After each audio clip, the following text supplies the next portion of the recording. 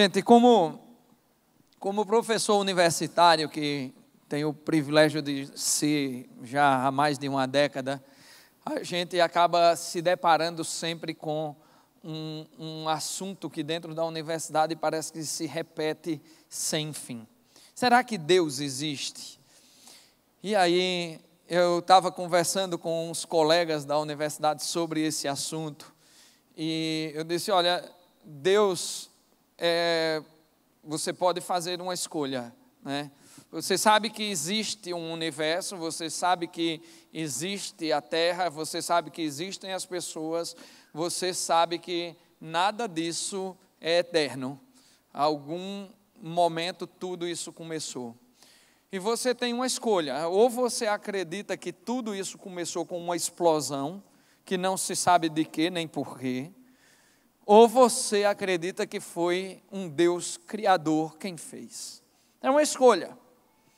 E quando nós conversávamos, eles começaram a perceber que havia muitos motivos para preferir acreditar num Deus criador do que numa soma de acasos que desembocou no mundo e pronto.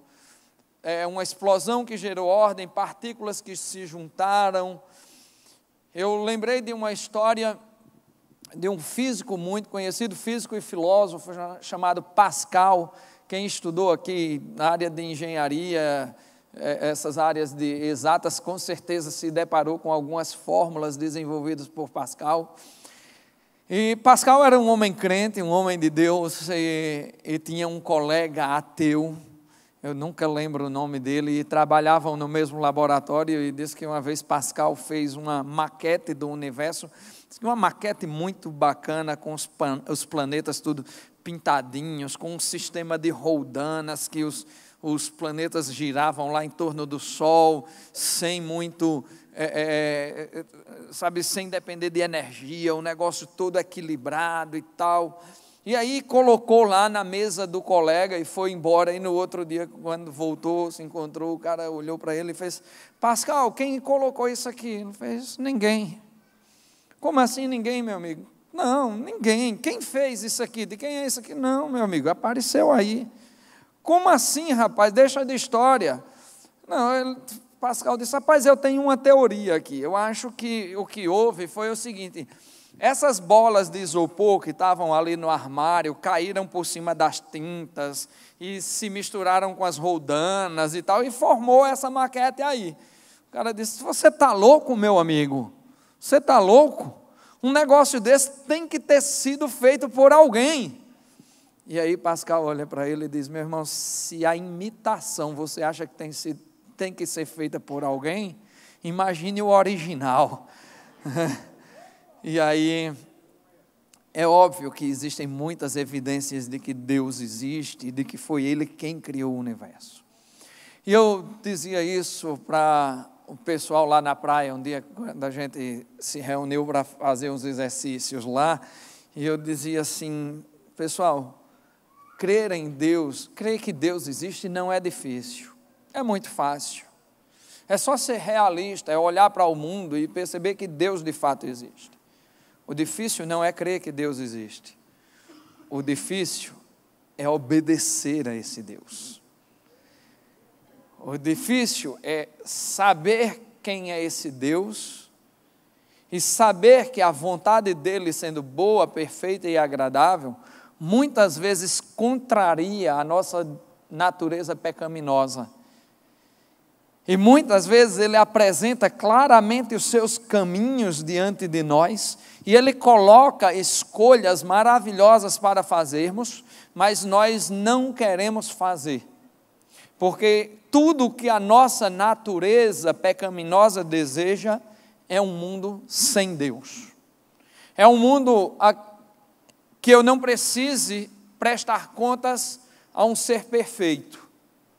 É um mundo onde eu possa acusar qualquer pessoa que tente me acusar de ser tão errada e tão pecadora quanto eu. É um mundo onde qualquer pessoa que me questionar por razões morais, eu possa olhar para ele como uma boa criança mal criada e dizer, e tu? Quem é tu?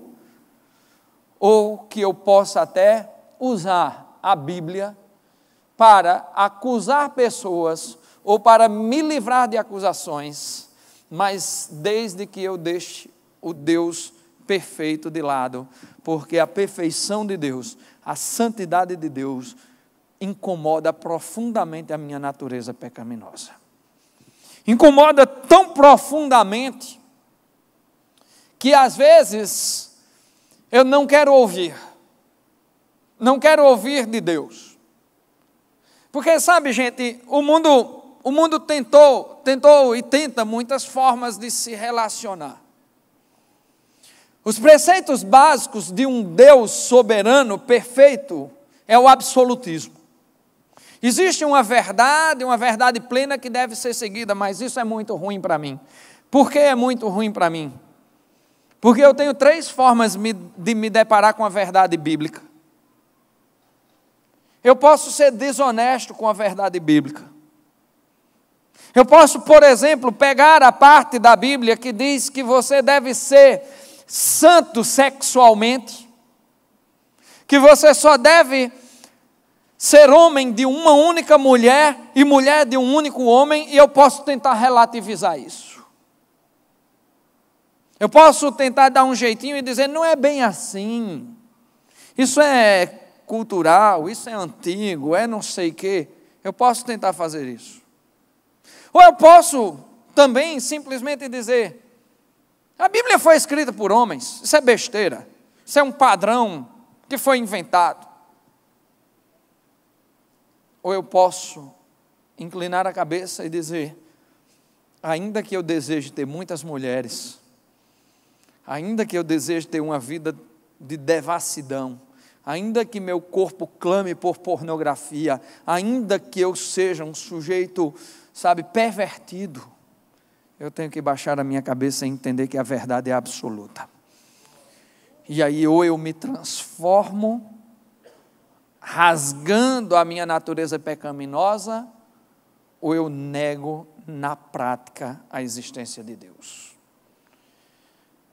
E parece que muitas vezes é mais fácil eu ser eu professo um cristianismo, mas vivo um ateísmo. Às vezes é mais fácil apenas professar do que viver. Mas não é isso que Deus planejou para nós. Nunca foi esse tipo de conduta. A proposta hoje talvez seja pensar sobre 2 possibilidades, 2 escolhas, que me ocorreram quando eu vi um filme. Recentemente eu estava assistindo um filme sobre quando Lyndon Johnson estava tentando aprovar no Congresso norte-americano a lei contra a segregação racial. E aí ele recebe um telefonema de um dos congressistas e que diz assim, olha, Lyndon Johnson, não vai dar para aprovar essa lei do jeito que está aí não. E sendo Lyndon Johnson um ímpio, a pergunta dele foi bastante hipócrita, mas ela atingiu o alvo. Ela olhou para aquele, por telefone, e perguntou para aquele cara, que tipo de cristão você é? Que tipo de cristão é esse que quer ir contra uma lei que coloca brancos e negros como homens iguais? Ele poderia ter perguntado acerca de qualquer coisa no mundo, porque que tipo de cristão você é? Talvez seja essa a grande pergunta que a gente precise fazer num dia como esse, talvez num dia de carnaval. Que tipo de cristão nós somos? Se somos cristãos que apenas acreditam que existe um Deus, se somos cristãos que têm medo de um Deus severo, ou se somos cristãos que obedecem a um Deus de amor. Que tipo de cristão nós somos? Essa pergunta revela muito de nós, quando nós nos deparamos com a realidade. Eu queria compartilhar com vocês hoje um salmo muito especial. Salmo 128, que faz esse encontro entre a fé e a vida prática. Um salmo sobre felicidade. Um salmo que mexe com as estruturas de todo pecador, porque esse salmo revela uma verdade muito simples. Não basta acreditar que Deus existe. É necessário entender que não existe 1 centímetro quadrado da sua vida que não esteja debaixo do domínio dele. É necessário crer que é impossível ser feliz distante desse Deus. E é impossível ser feliz sem ter uma vida prática que glorifique esse Deus. Salmo 128 diz assim: como é feliz quem teme o Senhor, quem anda em seus caminhos. Você comerá o fruto do seu trabalho e será feliz e próspero. Sua mulher será uma videira frutífera em sua casa. Seus filhos serão como brotos de oliveira ao redor da sua mesa. Assim será abençoado o homem que teme o Senhor. Que o Senhor o abençoe desde Sião, para que você veja a prosperidade de Jerusalém todos os dias de sua vida e veja os filhos dos seus filhos. Haja paz em Israel. Vamos orar mais uma vez? Senhor, essa é a tua palavra que nos colocamos, Pai, abaixo dela nesta tarde, Pai. E te pedimos, Pai, que o teu Espírito e somente o teu Espírito mova cada palavra neste lugar, tanto as que serão proferidas quanto as que serão entendidas. Que aqui, Senhor, haja espaço somente para ti e não para o homem com seus pecados e seus desvios. Vem, Senhor, fala profundamente para cada um de nós nesta tarde. É o que te pedimos no nome santo de Jesus. Amém. Como é feliz o homem que teme a Deus. Como é feliz o homem que teme o Senhor. E aqui vai uma necessária explicação. A felicidade parece estar ligada ao medo nas palavras do salmista. Mas a Bíblia diz mais de 300 vezes palavras como não tema, não tenha medo, não se apavore, seja forte, seja corajoso. Mais de 300 expressões dizendo para você agir em contrário a todos os medos. A Bíblia diz que o verdadeiro amor lança fora todo o medo. E como é que a Bíblia está colocando agora a felicidade de alguém relacionada com o medo? Se o medo é algo que tem que ser lançado fora. É porque talvez haja um problema linguístico aqui, eu não sei. Mas não é o medo que nos faz feliz, não é o medo de Deus que nos faz feliz. É a consciência de que se andarmos distantes de Deus, não seremos felizes. O homem infeliz, a mulher feliz, sabe que essa felicidade só é possível debaixo da graça de Deus. Portanto, talvez pudéssemos expressar melhor o que o salmista diz aqui, dizendo assim: como é feliz o homem que tem medo de andar longe de Deus. Essa é a grande questão. Andar longe de Deus isso é terrível, porque é impossível encontrar felicidade distante de Deus e distante dos seus caminhos. É impossível encontrar felicidade na nossa autonomia. Como seres que têm essa tendência a contrariar Deus, nós temos uma tendência a ser autônomos. E pensamos assim: ora, eu vou encontrar a felicidade, mas eu vou encontrar a felicidade ao meu próprio modo. Na hora que a Bíblia fala coisas que você acha legais de fazer, você diz: beleza, aqui eu vou. Mas aí quando você começa a relativizar, porque você acha que não vai ser feliz do jeito que Deus está lhe dizendo, Quando você começa a se desviar para um lado ou para o outro, você está se tornando o que nós chamamos de ateu prático. Você está querendo separar a sua vida espiritual da sua vida prática. Você está querendo viver como se você tivesse uma espécie de esquizofrenia espiritual. Que no domingo você é santo, no domingo você ama a Deus, no domingo você celebra a Deus, mas a partir da segunda-feira não. Espera aí, Deus, amigos, negócios à parte. Então eu vou aqui e você vai daí. No domingo a gente se encontra de novo. Muitas pessoas têm vivido essa falta de temor a Deus sem compreender a realidade da coisa. E elas têm tentado para isso relativizar tudo o que Deus fez e diz por meio da Bíblia. Por exemplo, uma das grandes discussões do presente hoje é: a Bíblia é machista. Eu ouço isso demais. Inclusive dentro da igreja. Ouvi mulheres dizerem, não a outras pessoas, mas diretamente a mim: eu não entendo e não me conformo com a posição que Deus coloca a mulher. Poxa, você realmente deve não entender, porque se você entendesse, você saberia que não precisa se conformar.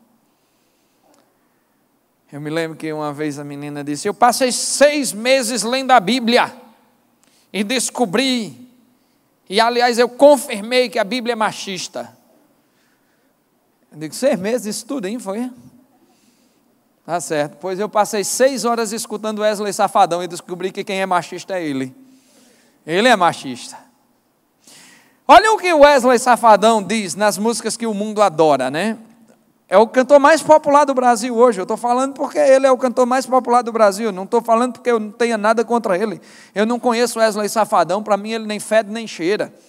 Mas a música dele é impressionantemente machista. Mas o Brasil inteiro idolatra, inclusive aquelas pessoas que estão dentro da igreja, dizendo que a Bíblia é machista.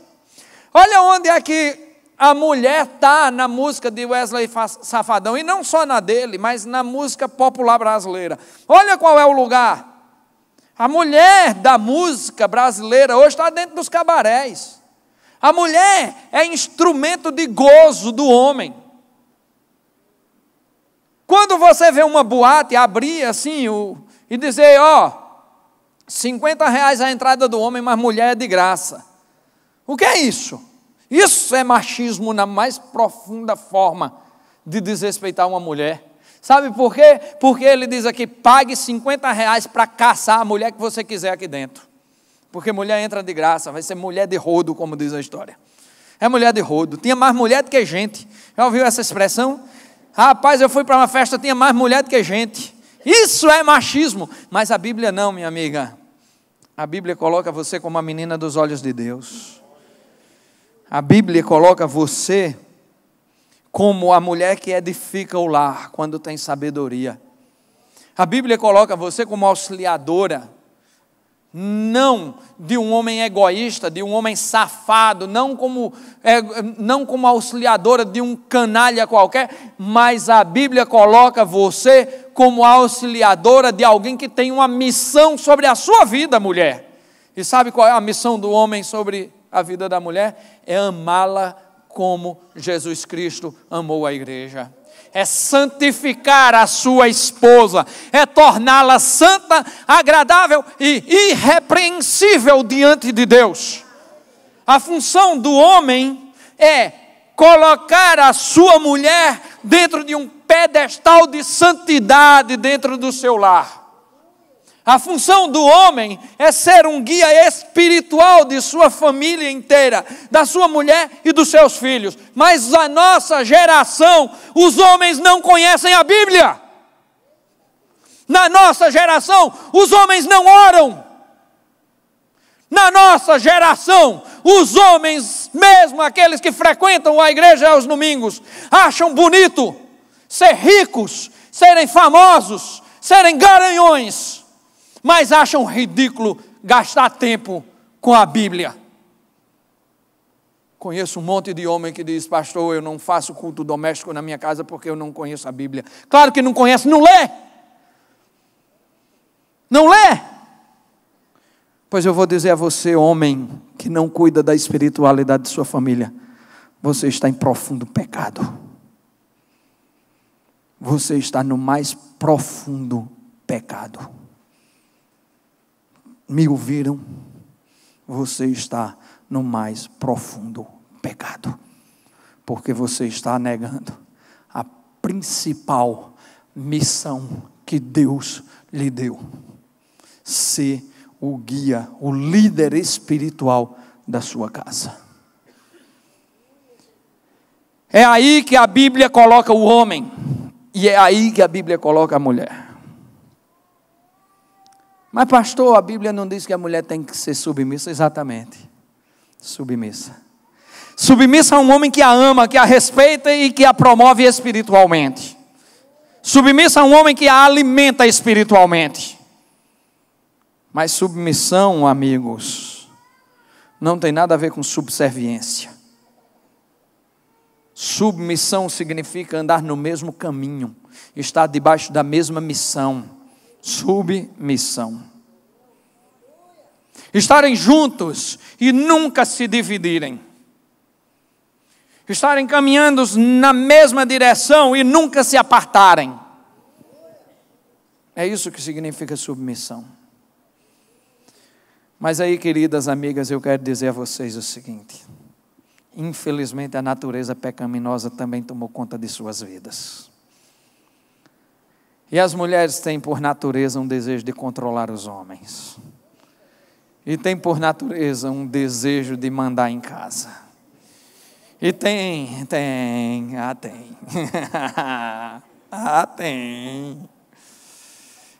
Tem o desejo de querer ultrapassar os limites para que Deus lhe colocou. Mulher que não se submete também a responder o padrão bíblico de casamento peca. Mulher que não se dispõe a sofrer em oração. Mulher que se torna egoísta e mandona também peca. Eu lembro de uma mulher que me fez ver o quanto Cristo é transformado na vida. Eu estava dando aula na escola bíblica, eu ainda nem era pastor. E tinha uma senhora lá, sei lá, mais de 60 anos, talvez 70. Ela e seu marido sentados no fundo da sala, assim. E eles, no final da aula, faltando uns 10 minutos para a aula, começaram a chorar compulsivamente. Mas eles choravam de uma maneira tal que eu acabei a aula mais cedo, porque estava me constrangendo ver aquele casal de idosos lá no fundo da sala, chorando tanto. E no final da aula eles vieram e me abraçaram, e aquele choro copioso, daqui a pouco eu estava chorando, também não sabia nem por que era. Mas aí quando elas se acalmaram, ela se virou para mim e disse: professor, eu estou chorando de alegria. Estou chorando porque fazia 40 anos que eu orava pela conversão deste homem. E hoje ele se entregou ao Senhor Jesus. São 40 anos de adultério, pastor. 40 anos de cachaça. São 40 anos de tudo o que Deus não aprova dentro de um casamento. Mas, pastor, eu prometi no altar que seria fiel a este homem até o fim da minha vida. E fui fiel. Mas, pastor, eu dobrei os meus joelhos durante esses 40 anos de vida para que ele entregasse a vida ao Senhor Jesus. E hoje eu vejo o Senhor Jesus sendo fiel comigo. Eu digo, que coisa linda. Sabe, parece que o feminismo transformou as mulheres brasileiras, as mulheres do mundo, em medrosas. Elas têm medo de pagar preço em oração, elas têm medo de se dizerem submissas a seus maridos, elas têm medo de seguirem pelo mesmo caminho, elas têm medo de ser lideradas, elas pecam por não quererem obedecer aquilo que Deus destinou para elas. E isso é ateísmo prático. É muito fácil crer em Deus. O que é difícil, volto a dizer, é obedecer a Deus. Obedecer a um Deus que nos coloca contra a nossa própria natureza. Obedecer a Deus nos momentos em que Ele exige de nós algo que parece grande demais. Quando Deus cruza a sua teologia com a vida prática, tudo parece ficar difícil. Mas só fica difícil quando nós não abrimos o nosso coração para experimentar o que Ele tem planejado para as nossas vidas. Essa é a grande questão. Porque quando o salmista diz: como é feliz quem teme o Senhor, quem anda em seus caminhos, Ele está prometendo uma vida de felicidade na obediência, e não de dor na obediência. E obedecer em determinado momento parece difícil, parece ruim, parece nos contrariar, mas obedecer é apresentado na Bíblia como o caminho para a felicidade. E talvez seja estranho para nós, seres humanos pecadores, encontrar na obediência a Deus um caminho para a felicidade. Por quê? Porque aparentemente ser feliz é fazer tudo o que eu quero. Aparentemente é não haver limites. Aparentemente ser feliz é não ter limites financeiros. A gente diz: como eu seria feliz se fosse rico, né? Como eu seria feliz se ganhasse na Mega Sena, se ganhasse aí 100 milhões de reais, eu ia ser feliz assim. Será que seria de fato? A gente pensa que ser feliz é não ter limites morais. Eu seria feliz se não tivesse nenhuma restrição sexual, se eu pudesse transar com quem eu quisesse, que eu pudesse pegar quem eu quisesse, que eu não tivesse que dar satisfação a ninguém. A gente pensa que ser feliz é não ter limites de autoridade. Eu não tenho que dar satisfação mais a meu chefe. Agora eu sou meu próprio chefe, eu faço o que quero. Essas coisas não existem, porque elas são contrárias à natureza da criação de Deus. Mas ainda que elas aparentemente possam se realizar na vida de algumas pessoas, essas coisas nunca trouxeram verdadeira felicidade. A gente vê homens famosos e ricos que tiveram todas as mulheres e todo o dinheiro que quis e que nunca deram satisfação a ninguém, morrerem na mais profunda solidão. Freddie Mercury, o vocalista do Queen, a maior banda dos anos 80, uma das maiores bandas dos anos 80, teve todo o dinheiro que queria, teve tudo o que queria, e quando chegou perto da morte, ali definhando com AIDS, ele dizia: eu me sinto profundamente solitário. Porque como é feliz o homem que teme a Deus e segue os seus caminhos. Porque Deus tem planos, tem projetos de felicidade, Deus tem plano de redenção, de reconstrução de nossas vidas, reconstrução da nossa própria natureza. Tudo o que Jesus está operando, tudo o que Jesus está fazendo no mundo hoje, atualmente, é trabalhar em favor da restauração da sua natureza pecaminosa, da minha natureza pecaminosa, é nos colocar em conflito não com Ele, mas conosco mesmo. Tudo o que Cristo está fazendo é em favor de nós, para que nós tenhamos vida e vida abundante, para que nós sejamos felizes de fato e não apenas alegres, para que nós experimentemos a plenitude da vida e não apenas lampejos dessa plenitude. A obra do Senhor é uma obra de restauração de pessoas caídas. É essa a grande questão de temer a Deus e andar nos seus caminhos. É saber que não há desgraça maior do que se afastar do Senhor. Que não há caminho mais louco, mais insano do que andar longe de Deus. Por quê? Porque a vontade de Deus é boa, perfeita e agradável. Por quê? Porque os planos de Deus para a nossa vida são planos de paz. Por quê? Porque o plano de Deus é baseado em amor.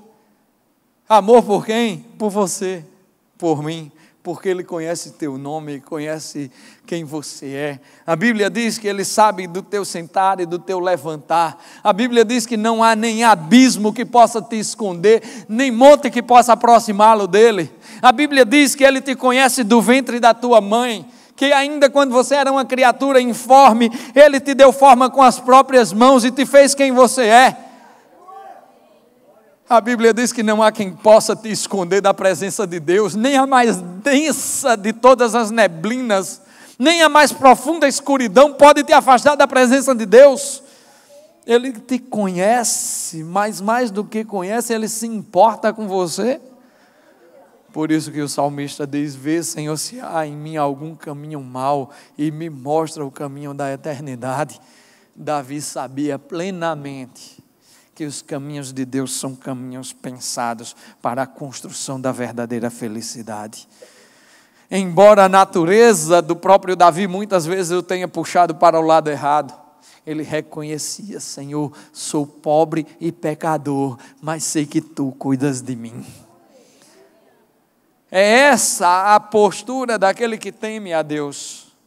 Saber que o que está errado não é o caminho que Deus apresenta, mas é a minha natureza que quer competir com a presença de Deus. A diferença é que quando Deus diz resolva a sua vida com a verdade, eu acho que a mentira é o melhor caminho. Quando Deus diz resolva a sua vida com honestidade, eu penso que a desonestidade é o melhor caminho. Porque me parece tão mais fácil mentir para não enfrentar meus compromissos, mentir para não assumir minhas responsabilidades.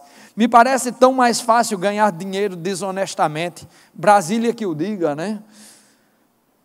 Me parece tão mais fácil me contentar fora do plano de Deus.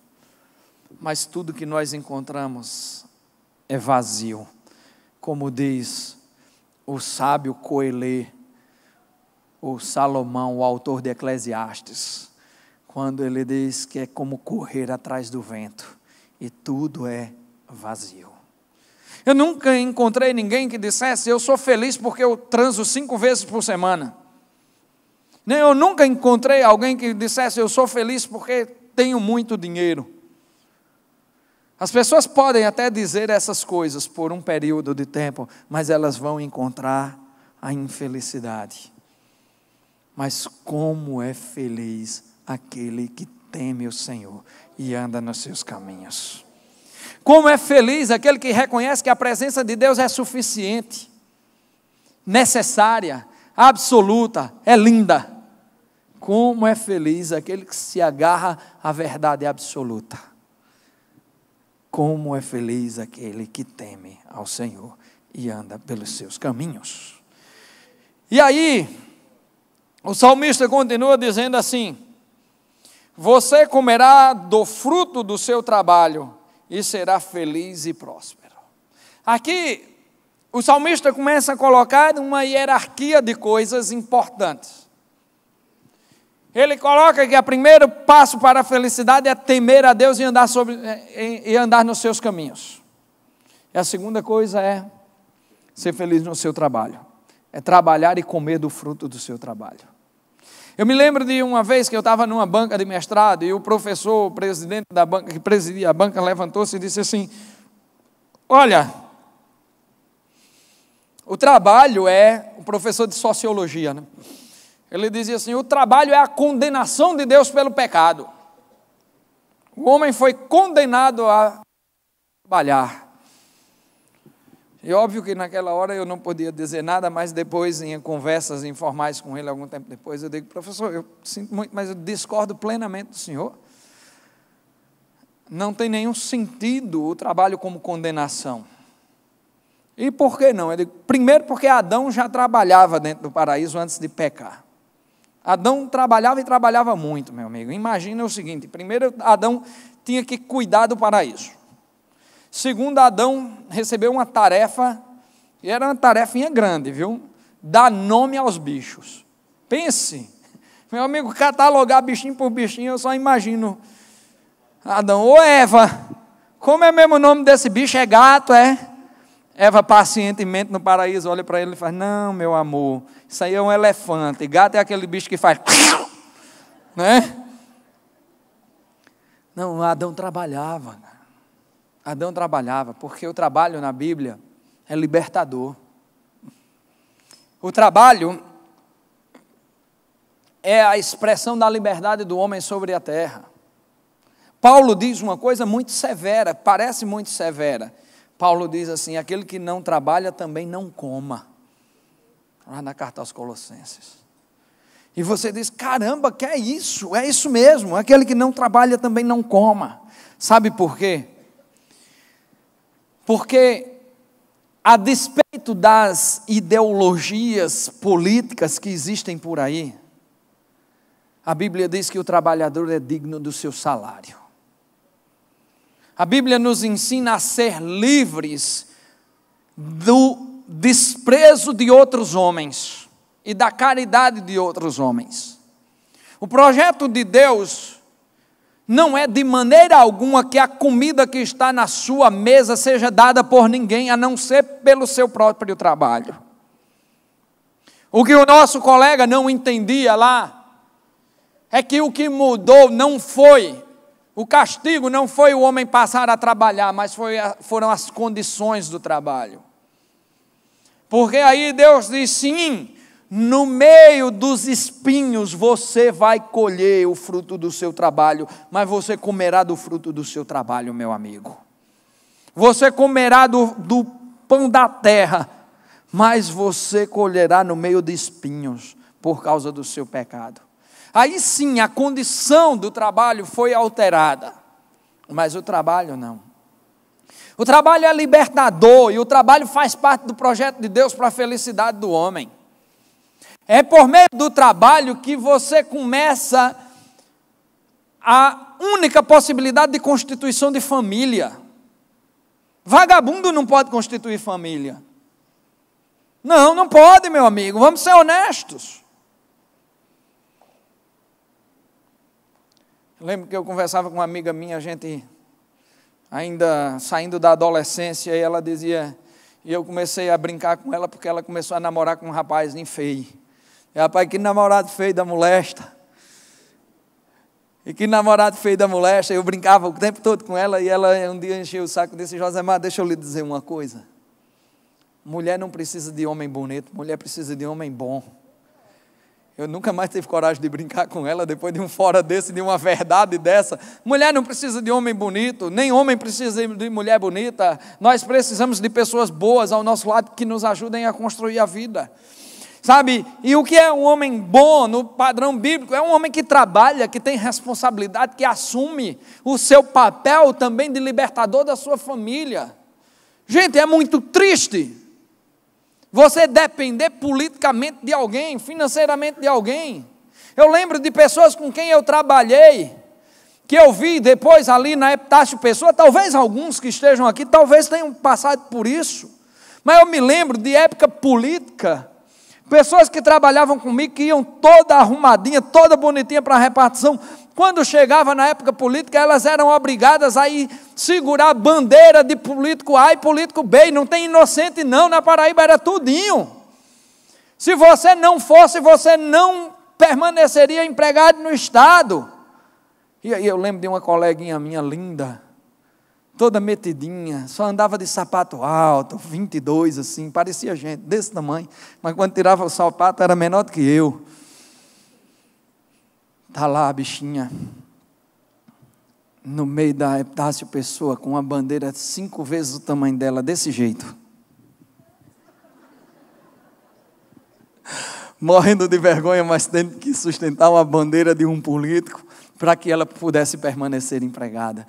Digo, meu Deus, isso é um desalento, porque quando você começa a submeter a sua dignidade, seja por questão política, seja pelo que for, porque você não consegue trabalhar por você mesmo, para a constituição da sua família, está tudo errado. É necessário que o homem, especialmente o homem, a quem foi dado o papel de ser mantenedor de sua família, se esforce, trabalhe, labute. Não é necessário, você não é obrigado a ganhar mais do que sua esposa, não, meu amigo. Mas é necessário que sua esposa olhe para você e veja que você está se esforçando pela sua família, que você está se esforçando para montar alguma coisa, para construir alguma coisa. É necessário que você passe para os seus filhos, que serão sempre a imagem do seu relacionamento com sua esposa, a imagem de um homem que se esforça para ganhar o pão, ainda que ganhe pouco. Não é o quanto você ganha, é o quanto você luta, é o quanto você batalha, é o quanto você participa da sua vida familiar. O trabalho é a primeira coisa que Deus apresenta nesse salmo. A terceira coisa, a primeira é ser temente a Deus e andar nos seus caminhos. A segunda é trabalhar com honestidade, é sustentar o seu lar com o fruto do seu trabalho. Mas a terceira coisa que ele chama a atenção aqui, e eu disse a vocês que é em ordem de importância, e é em ordem de importância sim, sua mulher será como videira frutífera em sua casa. Ah, pastor, e mulher é menos importante do que o trabalho? É, no sentido da hierarquia social é. Mas pastor, que é isso? Quer dizer que meu marido deve me deixar para ir trabalhar? Não estou dizendo isso não. Eu estou dizendo que você não deve se casar com um cabo que não trabalha. É isso que eu estou dizendo. E se casou, minha filha, com um cabo que não trabalha, aguente. Mas dê um chute na bunda dele de vez em quando. Pode falar bunda aqui? Pode, né? Dê um chute nesse cabo e diga, meu irmão, vá trabalhar, seu caba de peia. Se levante, fica aí dormindo até 9 horas da manhã. Se levanta, caba, vai! Na hierarquia da construção da família, temor a Deus, trabalho, esposa. Porque sem trabalho não existe família. E sem esposa não existe família. Deus fez homem, Deus fez mulher, e juntou os dois e constituiu uma coisa chamada família. E aqui goste quem gostar, não goste quem não gostar, família só existe com homem e mulher. E meu irmão, vou dizer, se você está metido com ideologia de gênero aí, se você está botando arroba no lugar de ó, meu irmão, você está pecando. Ah, você está pecando, que babaquice do caramba. O outro veio me dizer, rapaz, é porque a língua brasileira, a língua portuguesa é muito machista. Eu digo, é machista? É. Digo, engraçado. Em português, a lua é feminino e o sol é masculino. Em alemão, o sol é feminino e a lua é masculino. Em inglês, a lua nem é masculina, nem é feminina e nem o sol também. Quem é que está certo? Provavelmente em inglês. Eu digo, rapaz, isso é muita filosofia, né? Para isso, para a gente começar a determinar que uma língua é machista. Cara, eu vou te dizer uma coisa. Vamos pensar numa coisa bem distante da Bíblia. Na mais distante possível da Bíblia. Vamos para a teoria da evolução de Charles Darwin. Ele disse que a teoria da evolução acontece por meio da seleção natural das espécies.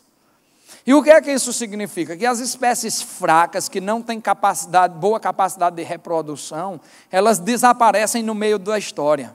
Elas vão desaparecendo. E assim só sobra aquelas espécies mais evoluídas, fortes e com alta capacidade de reprodução. Beleza, vamos separar a humanidade agora. Coloca desse lado aqui os homens com homens, desse outro lado aqui as mulheres com mulher, e bota aqui no meio os homens com mulher, e vamos ver quem sobrevive. Não é simples assim? Meu irmão, minha irmã, eu estou muito preocupado. É muito simples, né? Mas eu estou muito preocupado com a humanidade, porque embarca em discursos que não fazem sentido e não pensam, porque constroem ideias que são aparentemente boas e não são. Pastor Josemar, aí eu vou lhe dizer, porque da última vez que eu falei sobre isso aqui, eu recebi uns 15 e-mails descendo o cacete em mim, porque eu tinha falado contra a ideologia de gênero, né? E e-mail daqui de dentro, né? Mas eu respondi carinhosamente a cada um dos e-mails. E respondo de novo, se quiser mandar, pode mandar, josemarbandeira@msn.com. Agora não espere resposta carinhosa não, que a parte de carinhosa era mentira. Cara, não dá para você pensar num padrão bíblico de família que não seja homem, mulher e filhos. Não dá para você pensar num padrão natural de família que não seja homem, mulher e filhos. Não dá para você pensar numa sociedade que não se construa dessa maneira, porque as crianças serão sempre reflexo do que você é.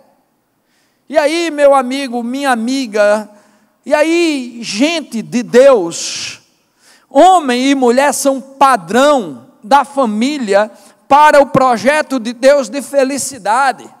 Seus filhos sempre serão reflexo daquilo que eles virem dentro de casa. Se eles virem um homem fraco, um homem que não trabalha, eles vão constituir uma vida com essa imagem de homem. Gente, eu não quero me atrever a ir longe demais e colocar as razões de nada, não. Eu não quero aqui dar uma de cientificista e dizer qual é o problema, por que é que existe homossexual, por que é que existe transexual, travesti, não sei o quê. Uma vez eu confundi essa história e eu chamei um transexual de travesti e eu fui altamente... eu não sou travesti, eu sou transexual. Eu digo, desculpa aí, mas até hoje eu não entendi qual a diferença, mas tudo bem, você disse que é. Mas com isso eu não estou também dizendo que a igreja deva perseguir o movimento, as pessoas dessa condição. Nós não temos direito de perseguir. Vou dizer, eu me mudei agora para um outro prédio. E sabe, a única pessoa que se deu ao trabalho de ligar para mim, de mandar um WhatsApp, se despedindo e dizendo, olha, você vai fazer falta aqui e tal, foi um travesti. Sabe, eu digo, poxa, que legal. Um travesti que eu respeito, que uma vez disse, olha, eu sei que eu não posso entrar na sua igreja, e pelo contrário, você pode entrar na minha igreja. Agora lá, você sempre ouvirá que a sua condição de vida é pecado. Você será extremamente respeitada quando entrar lá. Você, suas amigas, seus amigos com arroba, o que for, né? Vocês serão extremamente respeitados, mas lá dentro vocês sempre ouvirão uma verdade: você está vivendo em pecado. Mas olhe, porque é o politicamente correto, exato, eis a questão, nós não somos politicamente corretos. Nós somos crentes no Senhor Jesus e buscamos obedecê-los. Nós somos cristãos que não apenas creem, nós somos cristãos do tipo que obedece. E a Bíblia me disse que essa é a condição de pecado. Em 1 Coríntios 6,19 diz que livrem-se da imundície sexual, porque todo pecado é cometido fora do corpo, mas o pecado sexual é cometido no corpo. E acaso vocês não sabem que seu corpo é templo de habitação do Espírito Santo? E vocês não sabem que foi pago um alto preço para que vocês pudessem viver essa vida? É o que Paulo questiona lá em 1 Coríntios 6, 18 e 19. Não há como dizer que não é pecado, mas eu vou dizer, Deus ama também essas pessoas. Deus ama e quer que a sua igreja os ame. Eu fui quase expulso de um congresso de pastores em Natal. Aliás, nunca mais me chamaram para pregar lá. Eu passei. Deus me deu o privilégio de pregar para 160 pastores e eu disse isso lá e, sabe, eles quase dão na minha mulher na fila do banheiro, Bob. Eu digo, ainda bem que eu saí rápido, né, Maíra? Fica aí para responder. Mas é muito complicado discernir entre o pecado e o pecador. Mas é necessário que a gente entenda. Só há um padrão de família: homem, mulher e seus filhos. E o que esse salmo coloca aqui, a banda já pode vir subindo, eu estou terminando, é que aquele homem, aquela pessoa, aquela mulher que teme a Deus, aquela pessoa que trabalha para sustentar o seu lar, para colocar comida no seu lar, aquela pessoa que enxerga a sua mulher como um presente de Deus, e que a considera como uma videira frutífera. E aqui eu chamo a atenção para um fato: videira frutífera não quer dizer aquela mulher que vai lhe dar um monte de filho, não. Quer dizer, aquela mulher que vai lhe ajudar a construir a sua casa e trazer alegria para dentro de sua casa. A ideia de videira frutífera é a ideia de mulheres que produzem e que trazem alegria para dentro da sua casa, porque o vinho, como produto da uva, é o símbolo de toda a alegria no mundo antigo. E aqui o que está se falando é que o homem que teme a Deus, o homem que trabalha para sustentar o seu lar, o homem que coloca a sua mulher num lugar de santidade, encontrará nela motivo de alegria. E que os seus filhos também rodearão a sua mesa e farão com ele uma família e serão reflexo do que essa família viver. Sim, gente, um grau de hierarquia aqui: temor a Deus, trabalho, casamento, família, mulher, esposo e filhos. Pastor, meu marido é mais importante do que meus filhos. Parece que para a mulher é mais difícil entrar isso. É muito mais importante. Eu vou te dizer uma coisa: eu fui pai recentemente e tenho testemunhado disso. Hoje eu quase que não saio de casa olhando para meu filho. Eu digo, poxa, sabe, antes de sair eu já fico morrendo de saudade, e como é maravilhoso. Mas sabe, sem minha esposa ele não existiria. E ele sempre será um reflexo do que eu for com minha esposa. E ele sempre verá as mulheres da maneira que eu mostrar a minha esposa. E ele sempre verá a família da forma que eu o ver.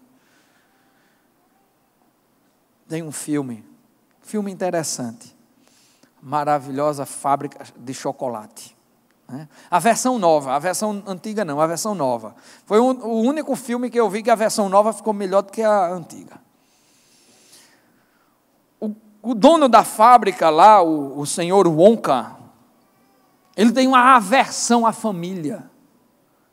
Porque o filme vai revelando como o pai dele o tratava. A mãe não aparece, o pai o trata mal. E ele começou a ter uma noção de que toda a família era aquela coisa destruída, que toda a família era aquela desgraça. E aí ele faz toda uma trajetória para a sucessão do seu empreendimento longe da ideia de família. E quando ele seleciona um garotinho lá, ele diz: não, você vai ser o dono da fábrica, só tem uma coisa, você tem que deixar a sua família. E o garotinho diz: não, minha família não. Garotinho extremamente pobre diz: eu não vou deixar a minha família. E ali o Wonka aprende o significado de uma família. E aprende que porque a família dele foi uma desgraça, não significa que todas as famílias sejam uma desgraça. Ele aprende que ele não precisa repetir o passado de dor.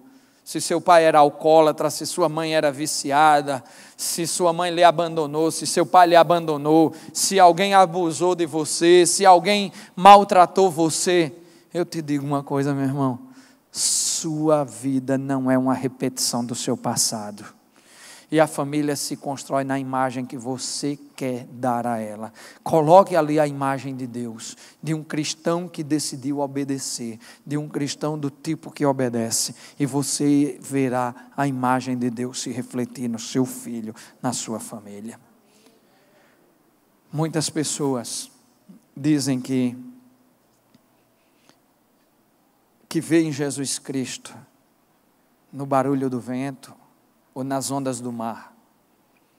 Muitas pessoas dizem que veem Jesus Cristo no orvalho sobre as plantas ou na chuva que alimenta os açudes do sertão.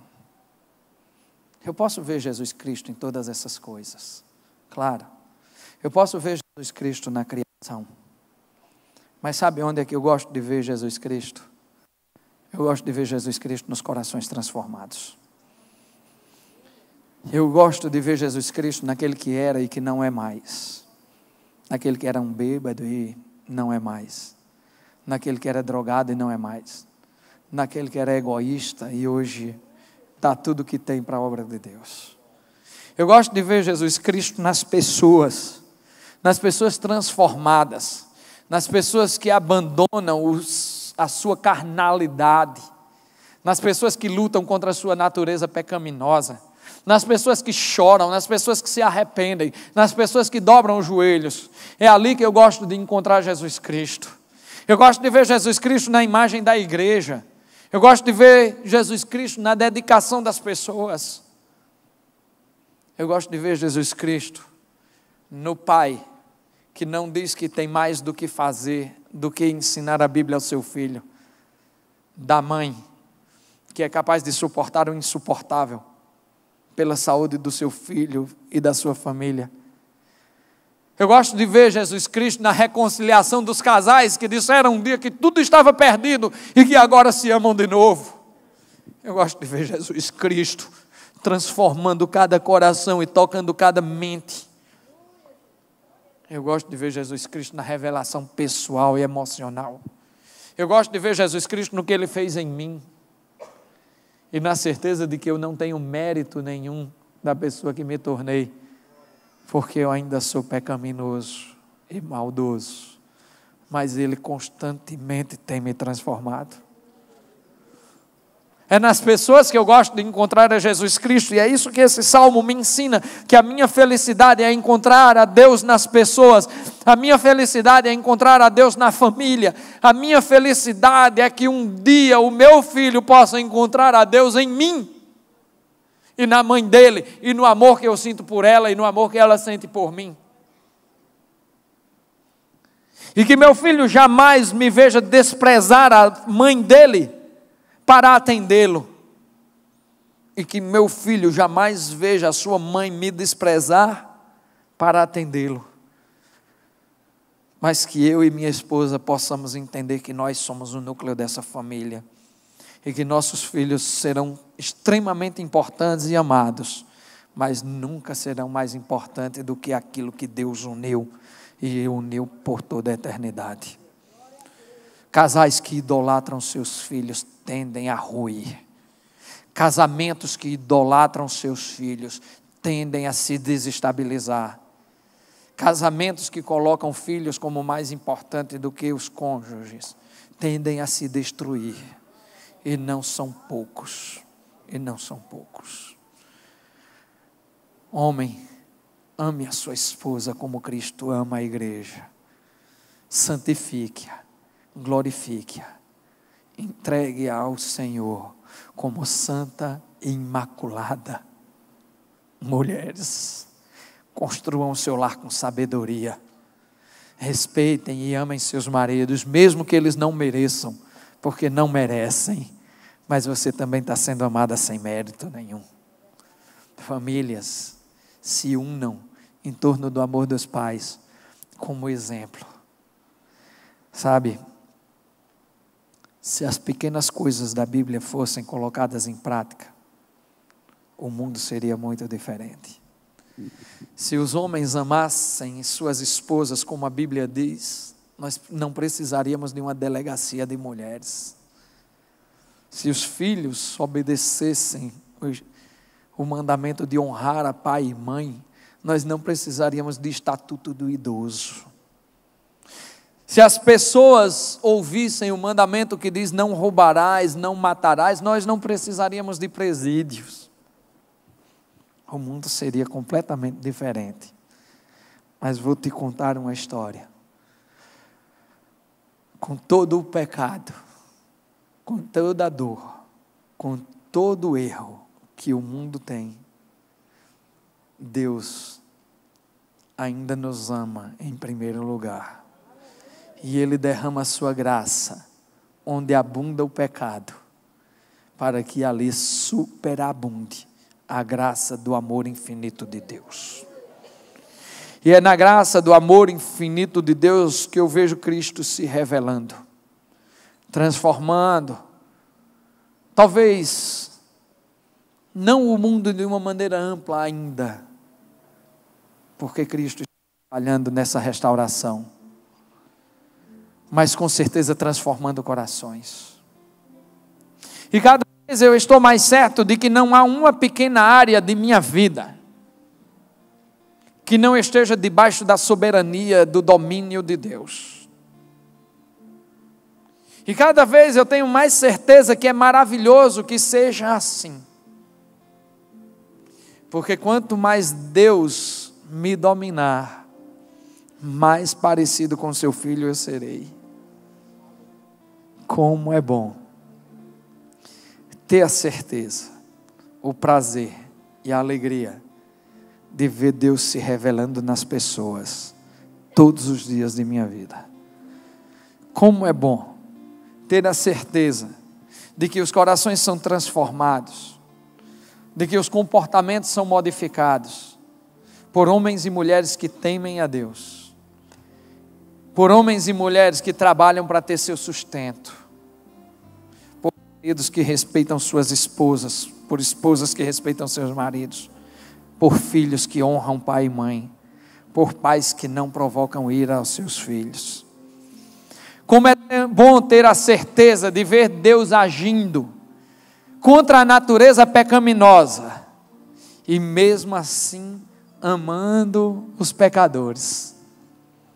Como é bom ver que não faltou nada, que jamais faltou nada, que cada centímetro quadrado de sua vida está sendo cuidado por Deus, porque Deus não é apenas um criador, Deus é mantenedor, porque Deus não é apenas um Senhor, Ele é o cuidador, porque Deus não é apenas um sentimento e uma percepção, Ele é amor. Porque Deus não apenas fala, Ele transforma. Porque Deus não apenas ressuscitou, Ele dá vida. E a vida que Ele dá é em abundância. Como é bom ver Deus nas pessoas. Como é bom ver Deus nas famílias. E agora, eu posso terminar te perguntando: que tipo de cristão você está decidido a ser? Do tipo que acredita ou do tipo que obedece?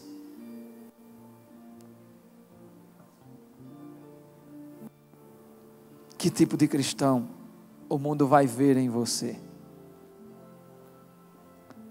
Que tipo de cristão as pessoas vão ver? Que tipo de fé as pessoas vão ver em você? Aquele que apenas proclama com os lábios ou aquele que assume com a vida? Que tipo de cristão você é? Apenas sabe que Deus existe? Ou está disposto a obedecer até o fim, como Cristo obedeceu por nós? Essa é uma escolha que só você pode fazer. Essa é uma escolha que você precisa fazer. Essa é uma escolha que será cobrada de você, não por mim, mas no dia do santo julgamento. Que tipo de cristão você é? A palavra nos diz em Tiago que os demônios também creem e tremem diante de Deus. Mas que o verdadeiro cristão não apenas crê, ele age, ele obedece.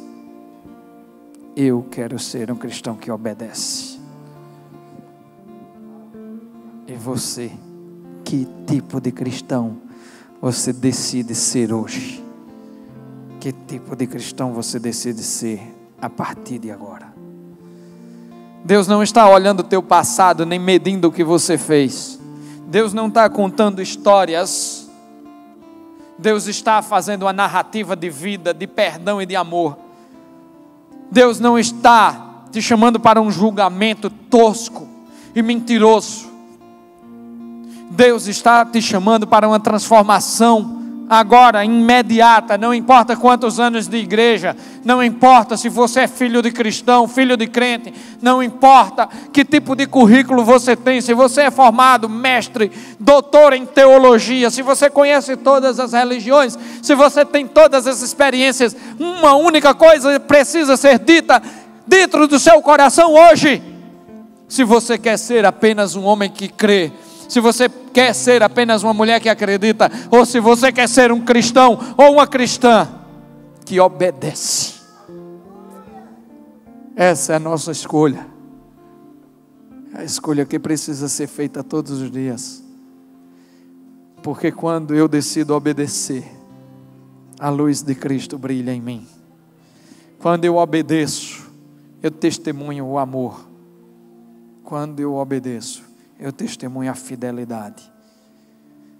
E é quando eu obedeço que as pessoas veem na minha vida o Cristo que me transforma.